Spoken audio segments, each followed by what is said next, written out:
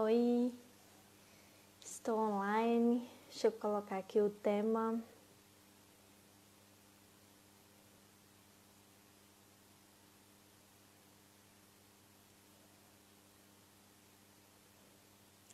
Deixa eu fixar aqui. Vamos aguardar. Oi, boa noite. Boa tarde, bom dia para quem for assistir depois, porque eu sempre deixo gravado, né?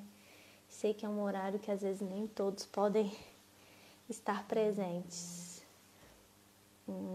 Celular vibrando aqui não dá certo.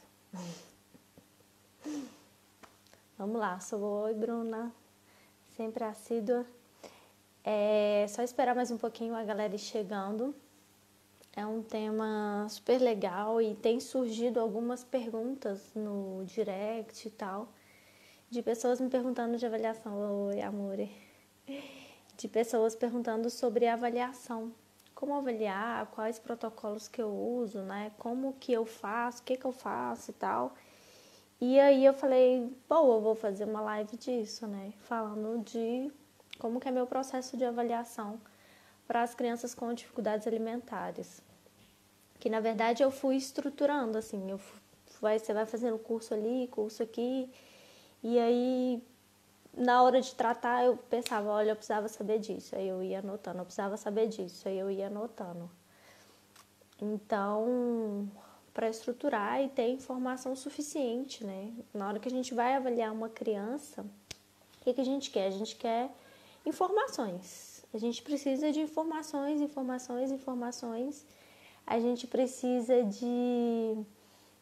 da história da família, a gente precisa da história da criança, a gente precisa da história do pai, do irmão, de todo mundo, de quem alimenta essa criança, quais as dificuldades que a família encontra para alimentar essa criança.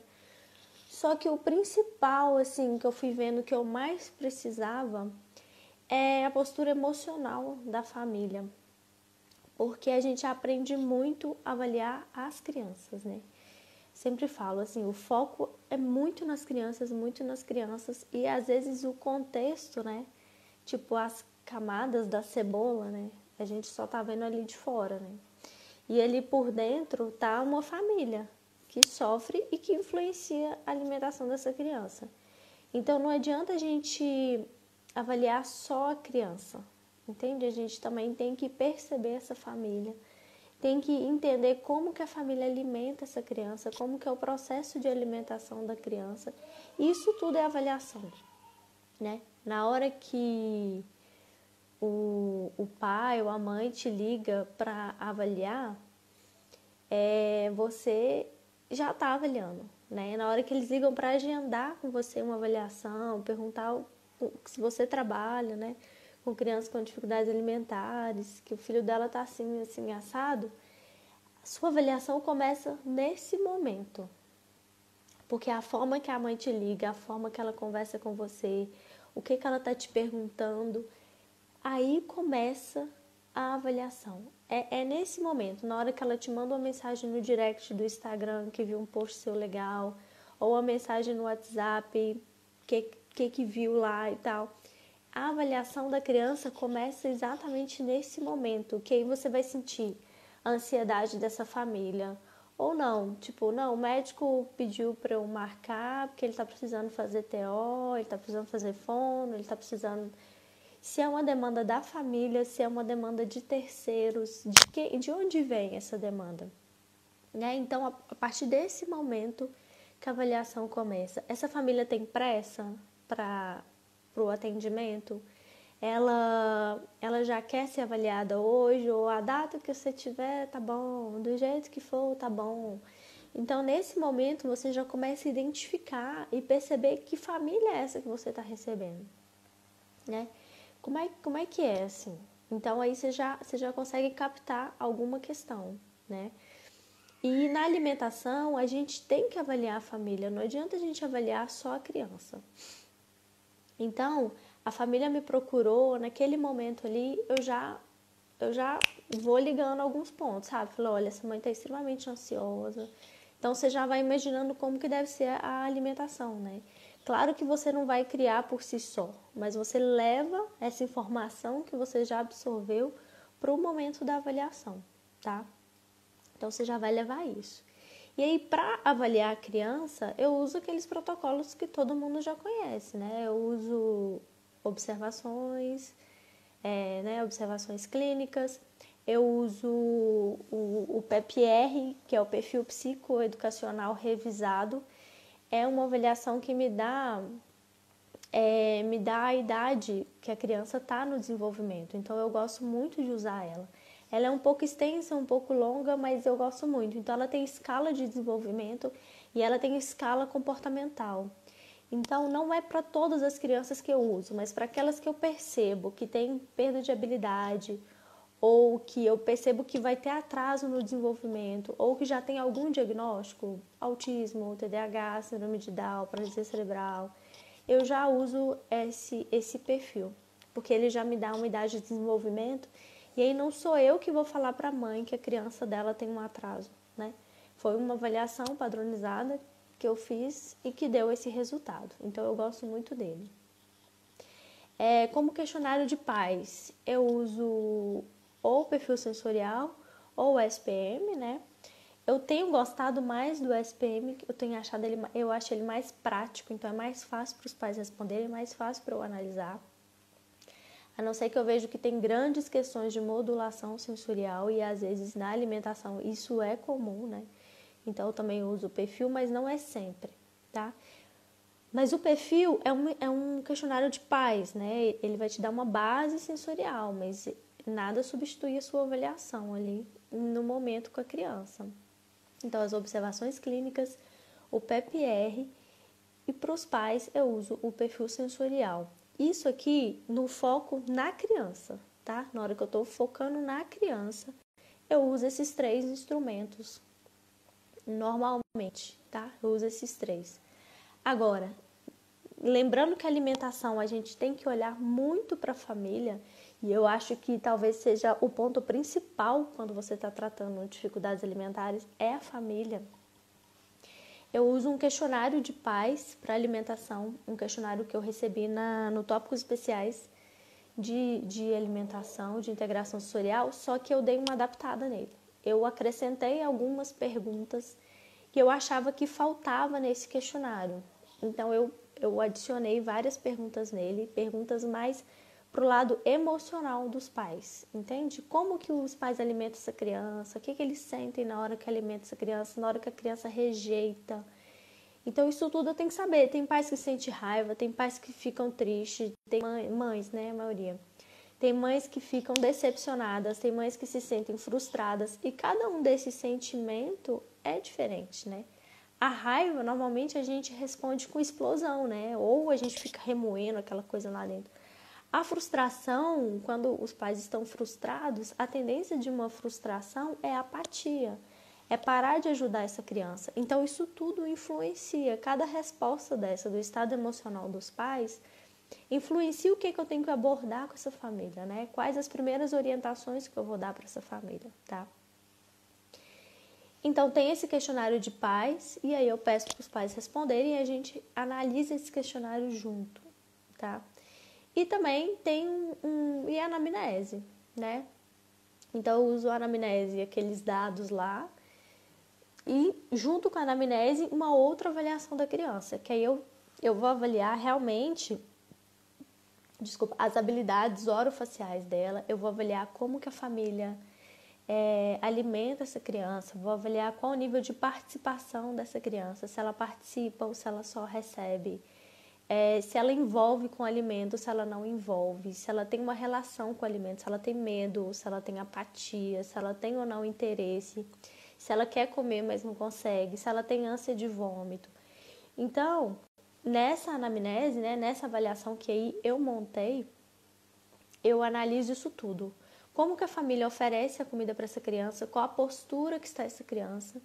E aí, nessa avaliação, além de ter os dados, né, onde estuda, quando nasceu, quantas semanas, aquela tranheira toda que a gente coleta, como que foi o nascimento e tal, tem essa parte de avaliação da criança também. E aí é como que a criança alimenta, como que a família alimenta. Na hora que a criança rejeita, qual que é a reação da família? Isso eu vou ver e aí eu vou conseguir descrever isso, tá?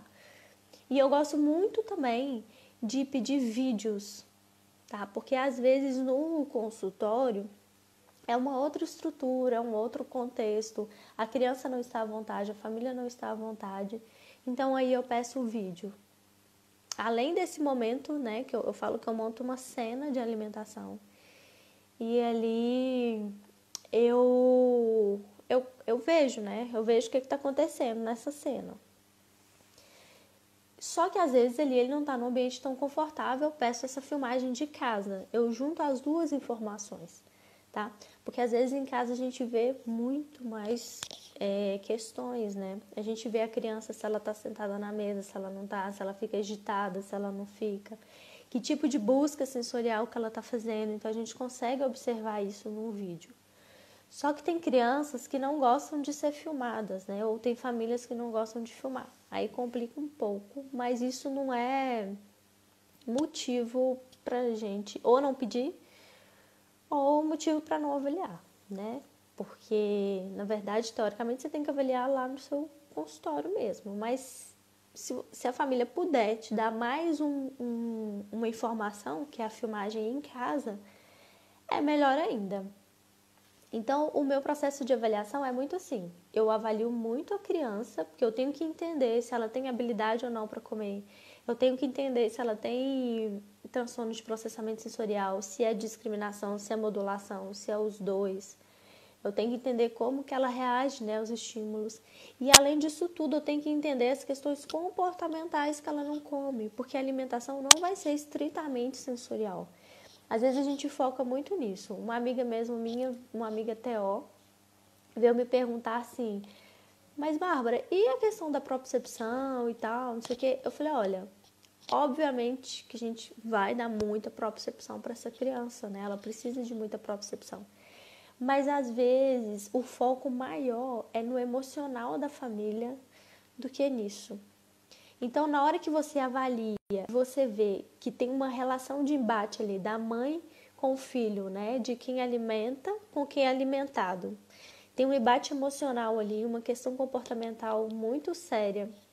A criança às vezes tem até algumas questões sensoriais, mas você vê que a questão comportamental ali está muito maior. Então, eu gosto de indicar a mãe para fazer um tratamento psicológico, porque ela precisa dessa ajuda, ela precisa disso para ela poder continuar, né? E eu tenho muita dificuldade em indicar psicólogos para as crianças. Não dificuldade porque vai ter outro profissional atendendo, não é isso. É de achar um psicólogo que realmente vai ter um entendimento das questões alimentares e não ir totalmente contra ao que eu, a fono, venho trabalhando, a nutricionista, que são pessoas que eu conheço, né? São pessoas exatas assim que eu indico, que eu não indico qualquer profissional. Então fica complicado. Então eu gosto de indicar as mães, os pais, né, para um tratamento psicológico e a criança ficar no tratamento comigo, com fono, precisando sempre com nutricionista, né, para ter esse acompanhamento do aporte nutricional mesmo, que eu não tenho conhecimento. Então, assim, a gente tem que avaliar como que está a estrutura emocional dessa família. Hoje mesmo eu estava dando mentoria para uma mãe, e aí a grande questão, e essa menina faz TO, ela faz TO com outra pessoa, eu até conheço a TO e tudo, e ela está fazendo um processo de mentoria comigo. E aí eu percebi que o grande problema ali não é a questão sensorial, não é nada disso. E a TO também percebeu isso. É o conflito entre mãe e filha. Então a gente tem que resolver isso. Tem que resolver isso primeiro, para depois você focar nas questões sensoriais. Você pode focar nas questões sensoriais ali no consultório, mas você tem que dar orientações para essa família se reconstruir, se reconectar. Como é que uma criança vai sentar à mesa, compartilhar de alimentos com a família, se ela está no embate ali com a mãe? Ela até come outros alimentos com colegas, em outros contextos, com tias, com primos, e na família dela ela não aceita comer. Ela não come nada diferente do que ela já come, ela não aceita comer. ela não consegue sentar na mesa com o restante da família. Ou seja, isso eu vi em uma avaliação que eu foquei na família. Se eu tivesse focado somente na criança, de como foi o nascimento dessa criança, como que foi até aqui, quais as dificuldades que essa criança apresenta, nananana, e não olhasse para qual que é a sua reação quando a criança rejeita, qual que é a reação da criança, como que é o preparo dos alimentos, entendeu? Como é que você encara essa situação, qual que é o seu sentimento em relação a essa dificuldade da criança. Se eu não pergunto isso para a mãe, o sentimento dela, de quem a pessoa que alimenta é a pessoa que gera conexão com a criança, né? Eu nunca ia saber disso, tá? Ou eu ia precisar de 1 mês, 2 meses de sessão para eu conseguir perceber que o problema estava na relação mãe e filha. Se eu não tivesse questionado isso, né? Se eu não tivesse olhado para isso, eu não ia perceber que a grande questão está aí, né? Então foi a nossa primeira semana, eu não sei como que vai ser esse processo ainda, mas eu identifiquei e ela falou que ela acha que isso é uma grande questão realmente. Então eu sugeri que reconecte, né? E que não seja necessariamente com alimentação, pode ser de brincadeiras que não tem nada a ver com alimentação, mas vamos incluir essa criança, né? Vamos reincluir esse vínculo familiar que está quebrado. Eu sempre falo, gente, a alimentação ela é só um reflexo do que está por fora. A alimentação ela escancara as dificuldades de uma família. Na hora que chega uma família para você e fala, olha, minha criança não come e tal, essa questão dela não comer e ela ser restrita com determinados alimentos, às vezes ela é isso em vários contextos. Só que na alimentação isso às vezes fica muito evidente e isso incomoda muito a família. E a gente, a partir disso, a gente vai olhando outros contextos e às vezes é mais fácil a gente ir trabalhando outros contextos para depois chegar aqui na alimentação. Então isso depende da família estar preparada, né, para as mudanças e do seu olhar para perceber que às vezes o brincar é extremamente restrito, às vezes o tipo de roupa que a criança veste ele não gosta de variar, é o tipo de sapato. E na comida também, né? Então, na hora de avaliar, você tem que avaliar todo esse entorno, todo esse contexto. E o que eu acho mais rico é observar a família fazendo a oferta de alimento que a criança gosta e a oferta de alimento que a criança não gosta. E aí você vê, assim, às vezes até o alimento que a família sabe que a criança vai comer, que ela gosta, ela oferece com medo, ela oferece com receio. Ela oferece já achando que a criança não vai comer. Ou ela oferece já meio que culpando a criança dela comer aquilo. Sabe assim? Tipo, na hora do almoço, tinha que estar comendo igual todo mundo, né? O arroz, o feijão, a carne e tal. Só que a criança só come pão. Só come pão com requeijão. E aí, na hora de fazer a oferta do pão com requeijão, tem a culpa da mãe, tipo, olha o que eu estou oferecendo para o meu filho, né? E ela transmite essa culpa na hora da oferta. E você consegue ver isso na hora que você observa uma cena de alimentação. Fica muito claro, porque a alimentação é tudo muito sutil, né? As pessoas não precisam falar, eu sempre falo isso, as pessoas não precisam falar que uma comida tá ruim. Você olha para a cara das pessoas que estão comendo, você vê que a cara tá estranha, tá esquisita. E a criança percebe isso. Se eu tô oferecendo para ela algo que eu não quero que ela coma, né? Ela vai sentir isso, ela vai perceber, ela vai começar a entrar num processo de culpa também. E de falar e de assumir aquele papel de que eu não como nada, de que eu sou assim mesmo e pronto, e acabou. Então, a orientação que eu dou, né, na hora que você vê que essas mães estão nessa relação, né, de culpa, de que oferece o alimento meio com raiva, de que não queria estar oferecendo aquilo e tal, para elas começarem a trabalhar nelas próprias, tudo bem oferecer aquele alimento, ofereça esse alimento com alegria, ofereça esse alimento feliz para o seu filho, porque ele vai começar a sentir que existe uma boa conexão ali na hora das refeições. E isso a gente só vê na hora que você observa uma família comendo. Então, o que eu queria trazer, né, o que eu quero trazer nessa live hoje é isso, é a gente começar também a observar essa relação da criança, né, dos pais com a criança, da criança com os pais, porque a gente sempre faz cursos e cursos e cursos que só ensina a gente a avaliar a criança, e aí a gente já sabe avaliar a criança. E na hora que a gente só avalia a criança, a gente percebe o que a criança tem dificuldade, a gente treina o que a criança tem dificuldade, às vezes ela come com a gente no consultório, mas a gente não sai dali, a gente não avança. Por quê? A gente não observou a parte fundamental da alimentação, que são as relações interpessoais, que são as relações de quem alimenta e de quem é alimentado. Esse cuidado, esse zelo, entende? Então, tem que olhar para isso, tem que olhar para isso. Manda um questionário, faz um questionário para pais. Sei lá, tem que olhar para esse outro lado. Eu já até falei aqui um monte de perguntas que tem no meu questionário.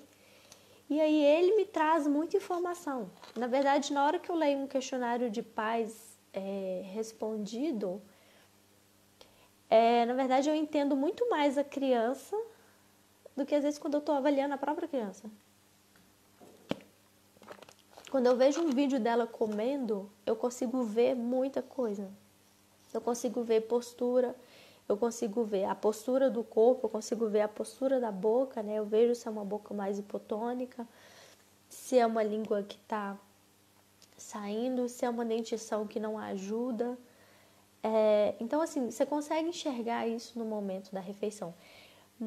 Na hora que você vê um vídeo de uma criança comendo, na hora que você analisa a boca, mas você só enxerga as relações na hora que você observa os pais oferecendo a comida para a criança. E aí você observa toda a ansiedade, você observa o medo, você percebe o receio, você percebe tudo que atrapalha numa alimentação, né? E a gente entra nesse descontrole, eu falo isso como mãe, assim, porque a gente quer que o filho da gente come, entendeu? Então a gente perde um pouco do raciocínio, assim, você perde um pouco da noção das coisas e aí acaba que esses sentimentos afloram. Isso é natural, ninguém força, ninguém faz nada. O que a gente tem que começar a trabalhar com os pais é que eles têm que enxergar esse sentimento. E a melhor forma é reconectar essa família, tirar um pouco o foco dos alimentos. Então eu sempre falo isso, tira um pouco o foco dos alimentos, vamos voltar, vamos reconectar, vamos, né, se unir e aí depois a gente vai trazendo os alimentos de volta. Esse é o principal, tá? E aí a avaliação, busque sempre, além de avaliar a criança, avaliar a família, avaliar o contexto, avaliar a história. E aí, às vezes nesses primeiros dias de avaliação a gente nem consegue pegar tudo, né? Você pega aquele grosso, aquela história, você percebe os sentimentos, a relação que a criança tem com os alimentos, a relação que a família tem com os alimentos. E aí você vai juntando esse quebra-cabeça e vai montando. E a avaliação é um processo contínuo, né? A gente está continuamente avaliando. Você está atendendo e avaliando. Tanto que a gente vai percebendo as melhoras, a gente vai percebendo as pioras, a gente vai observando que talvez a ansiedade dos pais está aumentando, está diminuindo. E é um processo constante de avaliação. Coisas novas vão surgindo, né? Por exemplo, quando a gente está tratando de uma criança autista, às vezes ela não tem nenhuma questão alimentar, depois ela começa a ter uma questão alimentar, ou ao contrário, é meio... não costuma acontecer. Mas ela vai melhorando, tá? Ela vai melhorando outros aspectos. E aí a gente vai coletando esses dados e vai montando esse quebra-cabeça e vai ajudando os pais, treinando os pais, dando conhecimento para os pais, para eles conseguirem caminhar e ajudar para que todo mundo tenha resultado, porque o principal foco é a criança. E aí às vezes a gente fica assim, os pais não precisam saber disso. Precisam, os pais têm que saber de tudo. Os pais têm que saber tudo de desenvolvimento, os pais têm que saber tudo de nutrição, os pais têm que saber tudo de intervenção. Por que eu estou fazendo isso? Por que eu estou fazendo aquilo? Por que o menino está subindo essa escalada? Por que ele está balançando? Por que eu estou fazendo nessa intensidade e não na outra? Por que eu estou oferecendo a comida aqui no cantinho da boca e não aqui na frente? Por que eu estou fazendo isso tudo? Os pais têm que saber. Porque a partir do momento que eles sabem, né? Que eles estão sabendo disso, eles conseguem dar continuidade. Não é 50 minutos no sala de terapia que muda a vida de uma criança. É a continuidade dessas intervenções é que muda a vida dela. Só que os pais têm que saber a intensidade de oferecer. Isso, eles não nascem sabendo. Infelizmente, não existe escola de pais, né? Então, na hora de avaliar, busque ter esses conhecimentos da família. É uma família que gosta de estudar, uma família mais interessada, é uma família que dá continuidade às coisas ou fica trocando, enjoa. Porque se é uma família que enjoa, você tem que ser mais dinâmico, entendeu? Isso tudo a gente percebe nas orientações, tá bom? Eu recebi uma dúvida, foi só uma hoje, e que eu gostei muito, da Carol. Você estruturou sua própria avaliação, além de utilizar perfil e observação clínica? Como eu falei aqui, eu fui juntando, né, avaliações que eu fui aprendendo ao longo dos meus cursos. Então, eu uso observação clínica, uso perfil sensorial, ou SPM, ou os dois. Uso o PEPR, uso um questionário para pais voltado para alimentação. E é um questionário baseado no curso da certificação internacional de integração sensorial que eu fiz, só que eu complementei com outras questões. E uso uma anamnese. Essa foi estruturada por mim, tá? E aí eu observo, tem a parte da história da criança e tem a parte de observação da criança mesmo. E aí não engloba tanto questões sensoriais, porque eu já avaliei nessas outras, né? Então vai englobar mesmo as estruturas orofaciais, a posição que a criança alimenta, como que ela reage ao alimento, e pontos positivos, pontos negativos, pontos positivos da criança, pontos positivos dos pais, pontos preocupantes da criança e pontos preocupantes dos pais. Então eu gosto de elencar esses para eu conseguir saber por qual caminho que eu vou seguir e qual que eu preciso muito melhorar para a gente ter os ganhos. Mas são essas. Então eu tenho duas que eu reestruturei, né? Que eu fiz do jeito que me atende. Tem as informações que eu considero que eu preciso. E essas outras eu também utilizo, tá?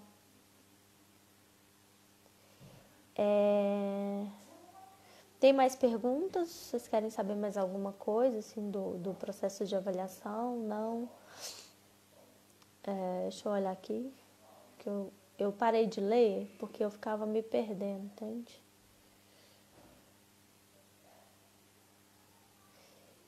Mas é isso, gente.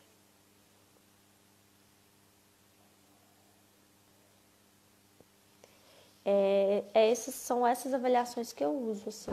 Não tem muito segredo, né? Mais o foco mesmo, que é um pouco diferente do que a gente tem acostumado. Eu gosto de postar. Gente, eu tenho uma surpresa para vocês. Eu vou fazer um workshop, na verdade é uma aula gratuita, chama Além da Fome. Só que precisa fazer inscrição. Além da tá? fome.pratinhofeliz.com.br/inscrição. Então, vai estar no link da bio que eu estou recebendo informação agora, que o site acabou de ficar pronto. Além da fome.pratinhofeliz.com.br/inscrição. Escreve no comentário. Além da fome.pratinhofeliz.com.br/inscrição. Sem cedilha, inscrição, né? E aí, além da fome, os 4 pilares para a criança comer. Só que precisa de inscrição para vocês assistirem, tá? Mas logo vai estar o link lá na bio, vocês vão receber mais propagandas. Então é uma super aula falando dos 4 pilares para a criança comer, para o seu paciente comer, né? Então tá muito legal essa aula. Só que ela vai ser num horário ao vivo. Entende? Na verdade é uma aula gravada, mas no horário ao vivo. E só que precisa de inscrição para ter acesso a ela. Ela vai ficar disponível no dia 10 de junho. Então, já faça as inscrições. Garanta já a sua vaga para poder assistir essa aula. Ela tá muito legal, um conteúdo muito fera, muito massa. E aí vocês ficam de olho lá para assistir, tá bom? Carol, outra Carol, melhor Theo, meu filhote te adora, eu também adoro ele. Espero vocês na quarta. Eu voltei a atender uma vez por semana, né? Toda encapotada. Achei que os meninos iam assustar. Acabou que eles reagiram melhor do que eu imaginei. Mas, gente, muito obrigada. Eu espero vocês nessa aula. Além da fome, quarta-feira que vem ela vai estar disponível. Então, vocês vão ter uma semana. Quem tá aqui na live, né, teve um spoilerzinho. Então, teve uma notícia privilegiada aí. Então é além da fome /pratinhofeliz.com.br/inscrições. Os meus reagiram muito bem. Pois é, Grazi, eu fiquei feliz. Até quarta, Fernanda também vai estar lá. E a gente encontra, mas eu fiquei tão feliz de voltar a atender, assim, nossa, me deu uma felicidade.